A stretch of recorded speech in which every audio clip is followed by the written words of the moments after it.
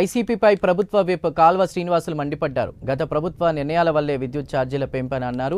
కూటమి సర్కార్కు వస్తున్న ప్రజాదరణ చూసి వైసీపీ నేతలు ఓర్వలేకపోతున్నారన్నారు. అంతా ప్రజలు గమనిస్తున్నారని కాల్వ శ్రీనివాసులు తెలిపారు. అప్పుడే రాజకీయ కుట్రలకు తెర తీస్తా ఉంది. మొన్నటికి మొన్న రైతుల పైన వల్లమాలిన ప్రేమ ఒలకబోసిన వైసీపీ ఈరోజు కరెంటు ఛార్జీల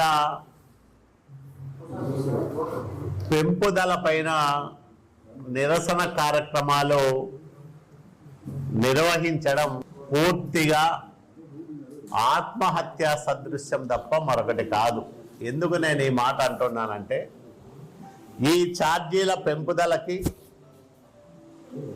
చంద్రబాబు నాయుడు గారి పరిపాలనకు ఏమీ సంబంధం లేదు.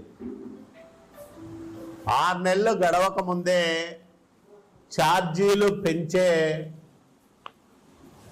పరిస్థితిని ఏ ప్రభుత్వము సొంతంగా కొని తెచ్చుకోదు. గత పాలకుల పాపాలే ఈ ఛార్జీల పెరుగుదలకు కారణం అనేది